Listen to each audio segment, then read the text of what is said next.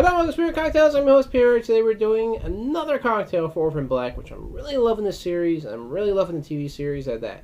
But this one's actually going to be called the Helena's Mission. These are all good cocktails. You definitely got to try them out. But this one, if you know who Helena is, or Helena, I pronounce her name, I keep forgetting.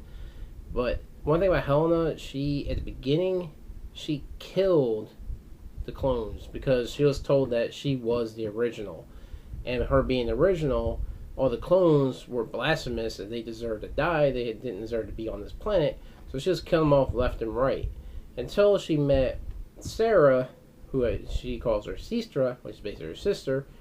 And her whole outlook kind of changed. But yes, she still has that killer attitude that if you cross her, she won't even care. She'll kill you. She'll cut your head off. She won't care otherwise. But the whole original mission that she had to kill off the clones, toward the end of the series, you'll see that it's no longer a case. But in the beginning, right from the beginning, you see clone after clone dying. Plus, even the thing with, like, I believe Beth may have something to do with her, because she saw how all these clones were dying. And then, well, obviously, she may die next, because the person she killed, supposedly killed, I don't know 100% sure exactly how that played out. I believe that person was a clone who wound up actually being killed by Helena. Possibly. But you gotta look more into it. I had to go back and watch the first season. I watched this whole series in 2 days, so I know a lot from that back. But still, it's bits and pieces, so try to get used to it. But Helena, she's murderer. She's kind of childlike, but she's also definitely has a bit of attitude. And you don't want to cross her, because she'll hit you. She'll hide it pretty well, but then she'll come back and kill you in the next second. So never trust her. Because this is going to be a very sweet cocktail. It's going to hide the alcohol pretty well. It's basically a Tiki style cocktail. But by hiding the alcohol, it's going to creep up on you. Because you're going to be drinking this, you're going to be like, ah, man, that's nothing. But it has 151. And an ounce at that. And 2 ounces of coconut. And also on top of that, you're also getting an ounce of dark rum. So, yeah, 4 ounces of rum, one of them being 151. It's going to be potent. But hopefully, with the balance of flavors added to this cocktail, you're not going to get an overly abundant amount of potency from it, because you want to hide that alcohol. But to show you exactly how this one's made, it's going to be a shake and strain, cocktail style glass, into a highball rather, and Tiki. See how it tastes. Well, see how it's done, then we'll see how it tastes.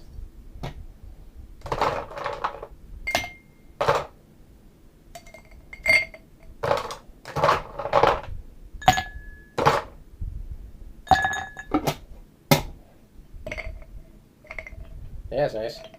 So first thing you want to do, you want to take your ounce of 151. Ounce in itself, half ounce definitely hurt you. An ounce, yeah, that'll make you drunk. And speaking of which, I need to buy some more. I got the 151 dark rum. I got almost a full bottle of that, but I like 151 regular because you don't always want to add something dark, but you want to add that potency. That definitely helps, especially in themed cocktails. But next thing you want to do is you want to add 2 ounces of your coconut. This is going to be the sweet childlike nature she always presents.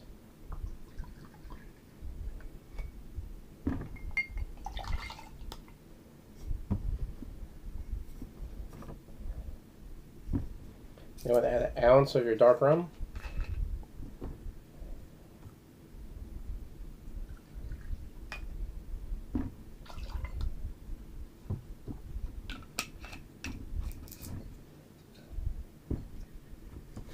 And of your orange juice, you want to add 4 ounces of orange juice.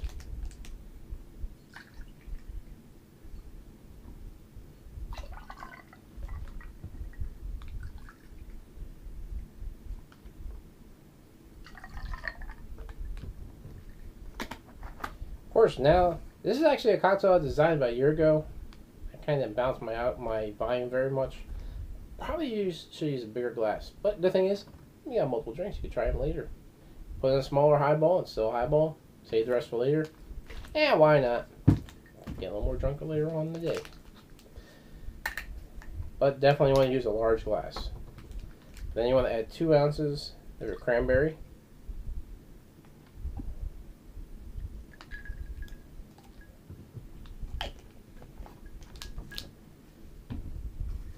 half ounce of Falernum.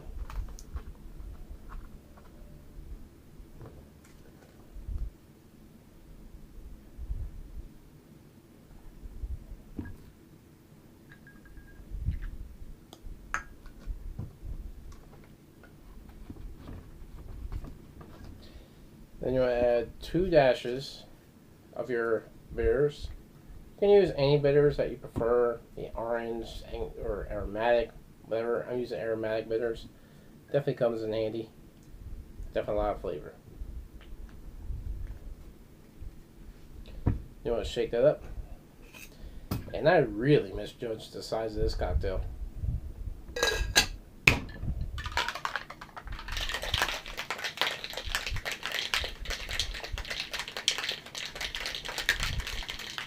So you know what I'll do?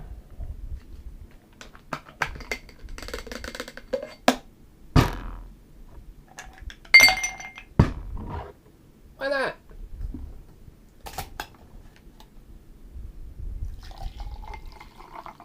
Pour it into the glass.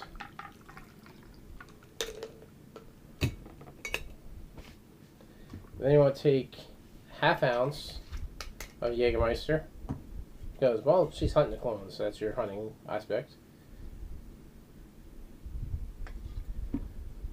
You want to just drizzle on top. And there you have it. Orphan Black, Helena. Helena's Mission cocktail. Definitely gonna have a lot of potency to it. It has 151. That's definitely potent in itself. And definitely do what I just did now. Use a big glass. Don't use a small glass. It's not gonna fit in it. I misjudged, but this definitely fits pretty well. But let's see how it tastes. So one thing, it's gonna taste like liquor or something.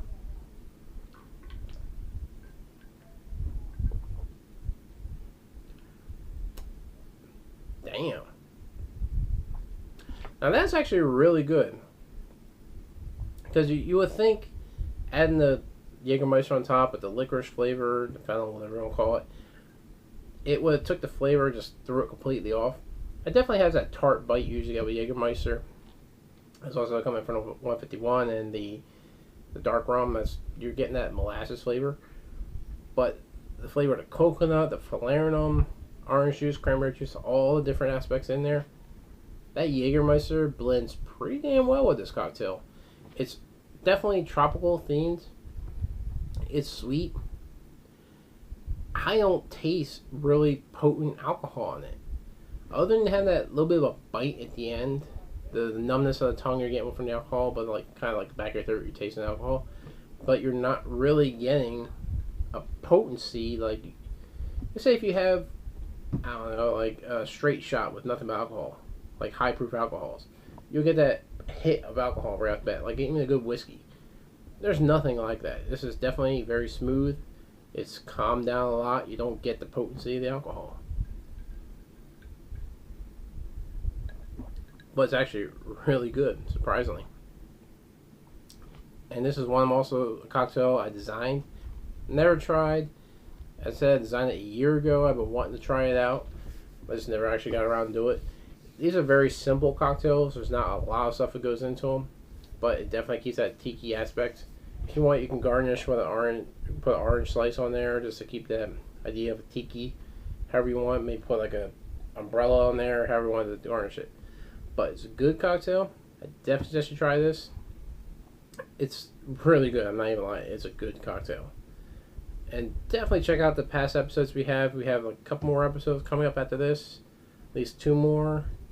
The next one is actually going to be Rachel. I believe it was the beginning of the 2nd season that she actually had her first appearance. But one thing about Rachel, she's very like straight face. She's very methodical in how she does stuff. She doesn't really have much emotion, so hides pretty well. So that's definitely one you want to look forward to seeing. It's going to be potent, but potent in flavor, but hidden potency as far as alcohol, much like this one. But this is really, really good. I definitely suggest you try this out. Also, like us on Facebook, facebook.com/spiritcocktails. Yeah, a little tongue-tied there, but like us there, subscribe to our channel, submit your cocktails. I'd love to see what you guys had to offer. If you have any ideas for series you'd like to see, if you have any idea, if you watch Orphan Black, you have other ideas for cocktails you want to see, let me know. This whole week, I basically wanted to get the idea of the characters out there. That once the characters are out there, then I might actually start modifying and starting getting more characters. Having the male clones, because they're starting to produce that into the third season. The end of the second season when they first premiered, and then the second season or third season is when they're actually showing more of that aspect. So it's definitely something I'm looking forward to seeing. I'm really interested in the series.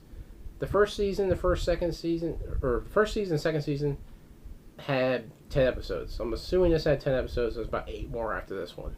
So definitely something I want to keep checking out. But let me know what you guys think. But as always, drink responsibly.